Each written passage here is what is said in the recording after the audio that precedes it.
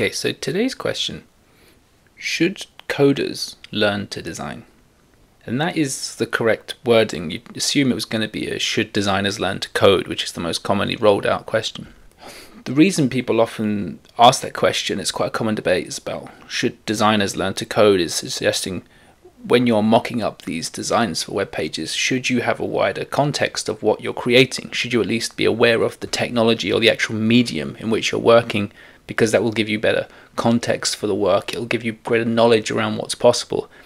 And maybe also you'll start thinking about things like performance or accessibility. You're starting to think about the correct formats or correct principles of how you should approach web design. So should you have at least some basis in coding and HTML?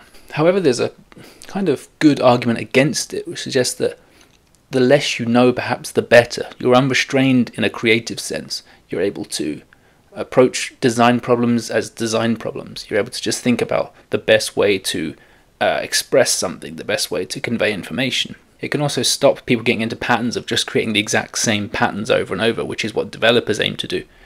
Designers might create something which is technically impossible, but starts a debate about how you could possibly make that sort of work, and end up pushing boundaries about web technologies by trying to find innovative new solutions.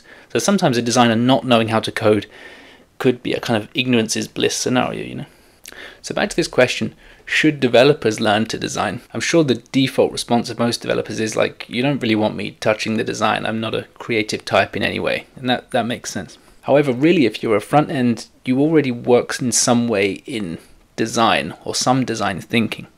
The front-end developer is kind of finishing that design. You're taking a static thing, or maybe it's a sort of semi-interactive thing that shows some flow states or some clickable elements, but you're implementing that into a live aspect, which means you're probably running into common issues which weren't included in the design, such as dynamic information, like images not loading. What if the image is not the correct ratio?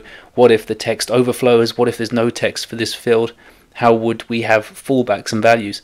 You might not have the benefit of working in a team where the designer sits alongside you and they can easily be contacted. It might be you have to find your own solutions, and you're going to have to think of the best fit solution for design problems. The thing is that a designer is spends all that time putting everything onto a page to make one image, let's say either a static or semi-static thing, to hand it to you, just for you to then open up a blank web page and start implementing the whole thing again. The whole thing gets started from scratch twice. It seems somehow it's time wasted, which is why kind of people are moving towards these design systems, which is about reusable components and rules, which mean that you're not starting from scratch over and over, and you're starting to share things and create less workload for designers. The stronger a design system is, the less need for a designer to go for unique sections and have to reinvent the wheel over and over. So the more strength that you have on a front end side to understand design and to understand patterns that can be reused or rules within a system that can be implemented, the less you're going to need to lean on the design and the more empowered you are as a developer. You also have your own answers to any UX questions because they've been solved by your solid design system. It reduces your duplication within your code and having to slow down and keep running into different problems. You've solved those. Think also about the dev tools, which are now so sophisticated for a number of things, but you can really design a lot of things in the browser now because of you can very quickly tinker with fields, you can test things out, you can use your console, you can use your styles, you can really start from scratch, and without needing to touch your IDE text editor, you can build a lot of the visuals out and prototype something very quickly, maybe alongside a designer.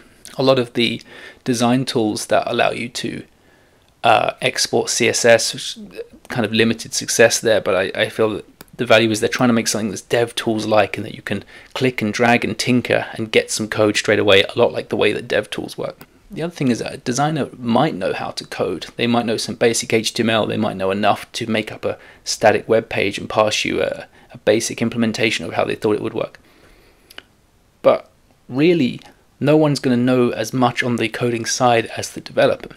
So you'll know more about trends and innovations in technologies, about what's supported and what the capabilities are. A designer wouldn't suggest breaking a 12-column grid, because for years they've been told we're using a 12-column grid system. We know now with Flexbox and Grid that you don't really need to stick to those. You could do anything. That means that developers have more creative knowledge about what's possible than a designer, which doesn't seem the correct way. Think about something like dark mode. There's a lot of things now about creating dark modes. That's a developer-led thing because of new media queries enable new things in CSS. Unless designers have a foot in that industry, they wouldn't have known when that dropped and which browsers and how supported it is. So the developer has a role to inform the designers and somewhat lead in what things are possible for designers to create.